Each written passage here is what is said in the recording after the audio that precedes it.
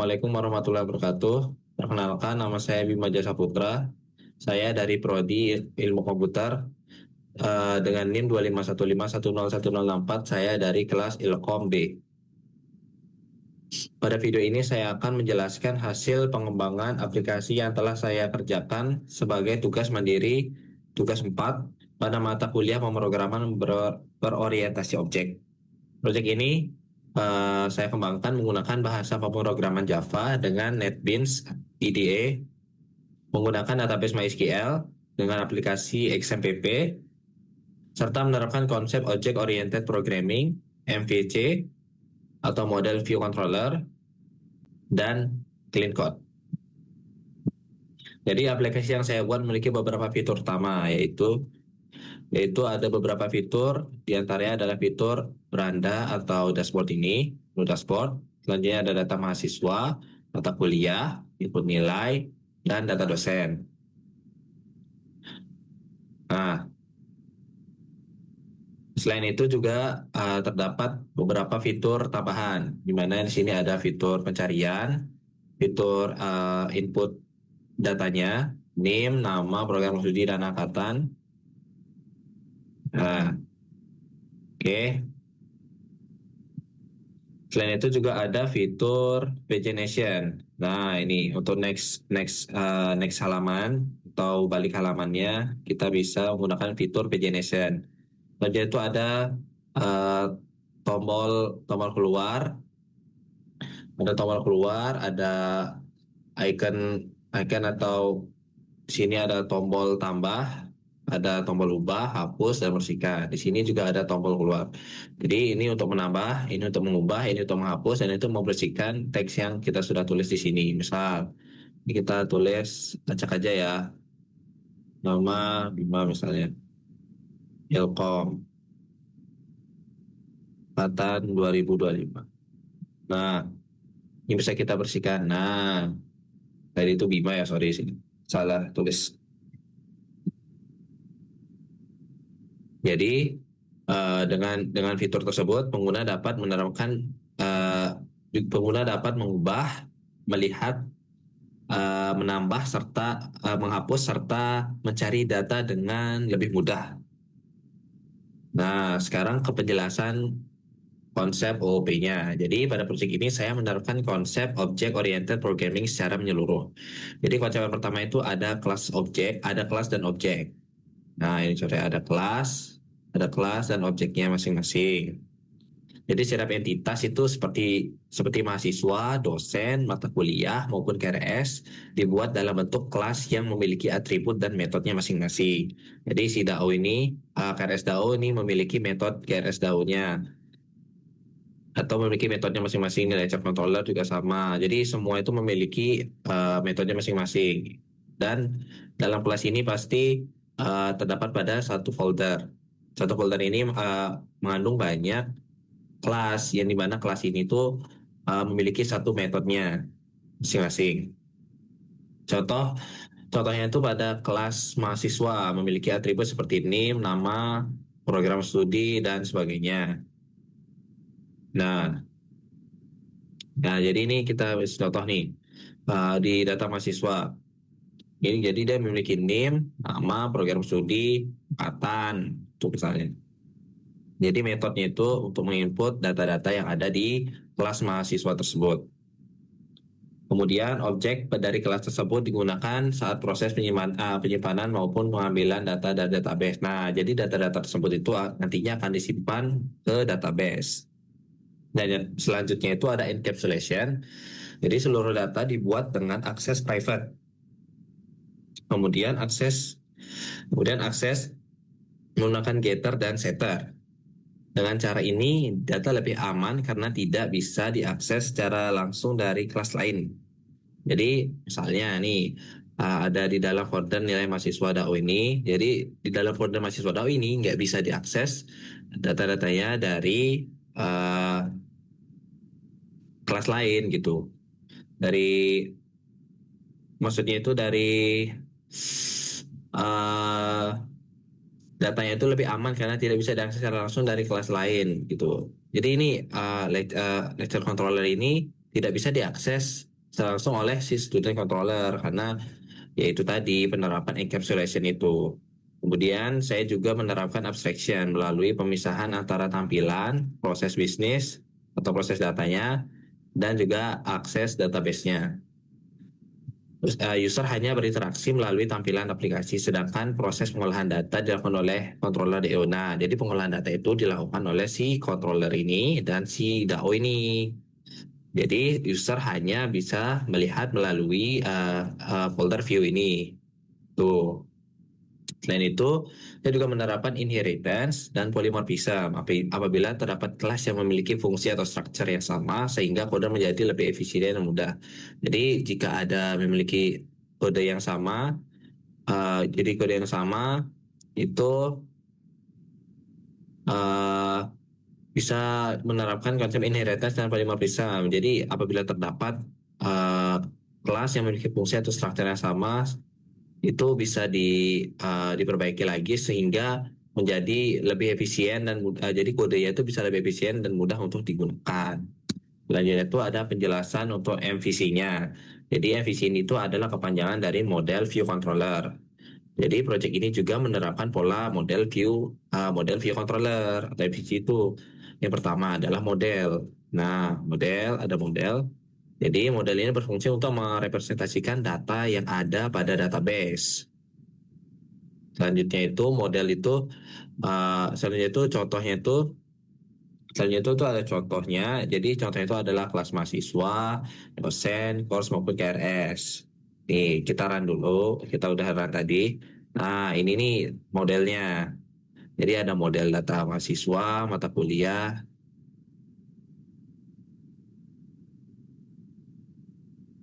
Bukan deng, bukan deng. Nah jadi contohnya itu ada kelas mahasiswa, dosen, course maupun KRS. Nah, di sini tuh ada model course, KRS, lecture, person, student, user. Nah, kemudian di sini tuh ada view. Jadi view ini merupakan tampilan aplikasi ini buat menggunakan Java String. Ini Java String. Jadi view ini merupakan tampilan aplikasi yang dibuat menggunakan Java Swing. Pada bagian ini, pengguna dapat melakukan input data, melihat tabel data, melakukan pencarian, dan menggunakan pagination. Nah, oke, ini kita contohkan saja. Nah, di view ini, pada bagian ini, pengguna dapat melakukan input data. Jadi, contohnya kita input di sini. Jadi, pengguna bisa input data. Contohnya, 67 misalnya. Namanya, namanya misalnya Amir misalnya. Ya, Amir. Kamu studi ilmu komputer misalnya. Angkatan 2025. Nah, di sini kita bisa input data, bisa mencari data, bisa menambah data, bisa mengubah, bisa menghapus. Nah, di sini kita coba untuk menambahkan data. Nah, di sini sudah tertera atau sudah muncul pemberitahuan bahwa data mahasiswa ini berhasil ditambahkan ke database-nya. Oke, jadi fungsi view ini untuk melihat ini tabel datanya ini, menginput data, melakukan pencarian. Contohnya tadi ya Amir ya, kita coba cari Amir. Amir, ini hanya tadi besarnya. Amir. Nah, di sini kita coba cari. Nah, ketemu nih. Amir. Amir, yang baru saja data yang baru saja kita tambahkan. Oke, pagination-nya itu untuk pagination sudah tadi kita coba. Oke. Selanjutnya itu ada controller. Jadi controller ini adalah penghubung antara view dan juga model. Jadi si controller ini ada uh, peran memiliki peran yang sangat penting pada MVC tersebut sebagai penghubung antara si view dan juga si model. Jadi saat pengguna menekan tombol simpan, edit, ataupun hapus, maka controller akan menerima aksi tersebut, melakukan validasi data, kemudian memanggil DAO untuk melakukan proses database. Jadi selain itu, saya juga menambahkan beberapa logik sederhana pada controller, seperti validasi data kosong, pengecekan data sebelum disimpan, serta menampilkan pesan berhasil atau gagal. Dengan demikian, peran controller menjadi lebih jelas sesuai dengan konsep MVC-nya. Nah, di sini kita coba, tadi kan sudah menambahkan data, sekarang kita coba menambahkan data kosong. Nah, ini kosong, tidak belum isi inputnya dari kita belum masukkan data, kita coba. Nah, di sini ada pemberitahuan NIM tidak boleh kosong. Jadi ini data-data ini harus diisi dan tidak boleh kosong. Lanjut, itu ada pesan berhasil tadi sudah, pesan gagal sudah, pengecekan data sudah, validasi data kosong sudah.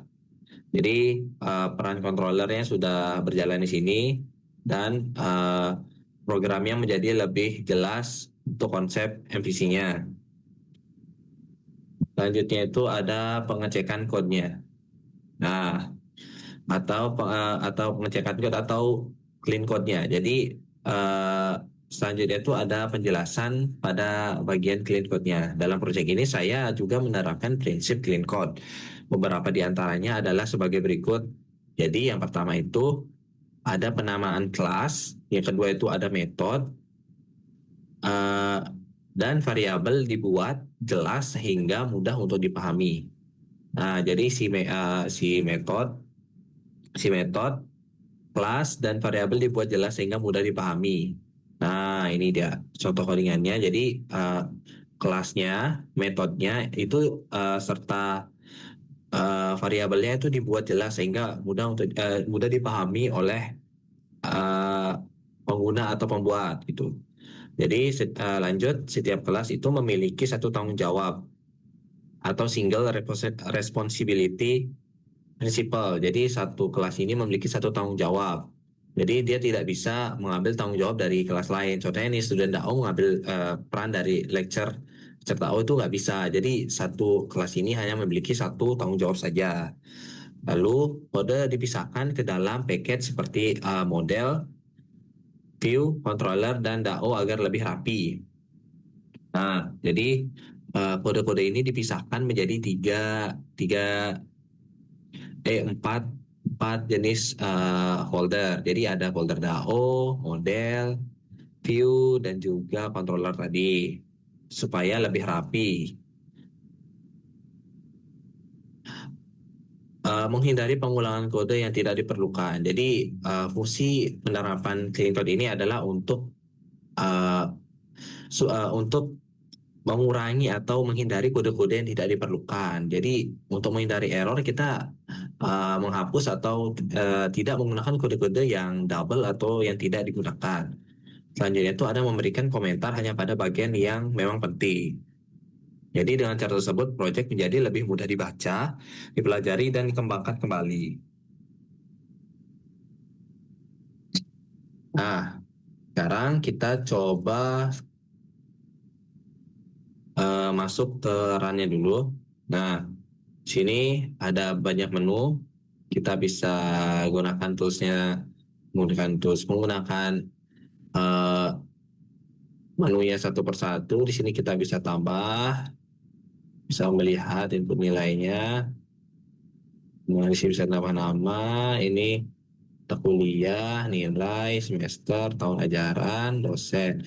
Nah, di sini itu ada yang namanya tombol keluar. Nah, tombol keluar ini itu ketika kita klik itu kita akan dibawa kembali ke menu awal atau menu login. Kita coba. Nah, login. Nah, selanjutnya itu terdapat uh, pada username dan password. Jadi, username dan password ini kita add username dan password ini manual melalui aplikasi XMPP atau MySQL-nya. Jadi, kita masuk dulu ke webnya. Nah, di sini saya sudah menambahkan user.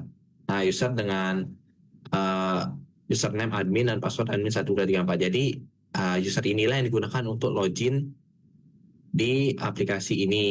Nah, setelah kita mencet keluar tadi, kita akan dibawa lagi kembali ke menu awal ini atau menu login atau menu dashboard ini. Menu dashboard. Menu login ini. Menu login ini. Jadi bawa kembali ke menu login itu. Selanjutnya di sini ada database saya yang saya akses melalui aplikasi XAMPP dengan MySQL.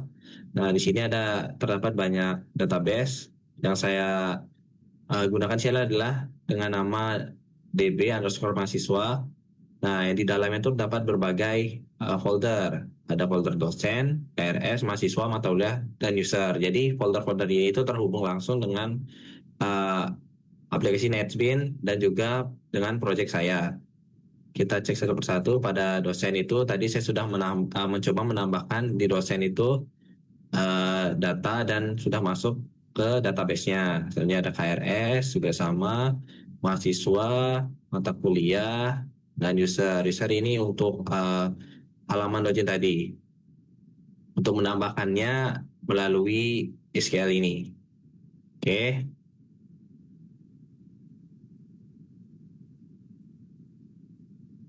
Baik. Baik, demikian penjelasan singkat mengenai aplikasi yang telah saya buat. Melalui proyek ini, saya telah mengimplementasikan fitur CRUD lengkap, pencarian, pagination, serta menerapkan konsep Object Oriented Programming, FEC, dan clean code sesuai dengan ketentuan pada tugas. Source code project telah saya unggah ke GitHub, dan video ini juga saya telah unggah ke YouTube. Dan pada deskripsi YouTube saya sudah sertakan link GitHub project saya ini. Jadi teman-teman bisa akses melalui link GitHub yang sudah saya taruh di kolom deskripsi. Baik, terima kasih atas perhatiannya untuk teman-teman semua. Wassalamualaikum warahmatullahi wabarakatuh.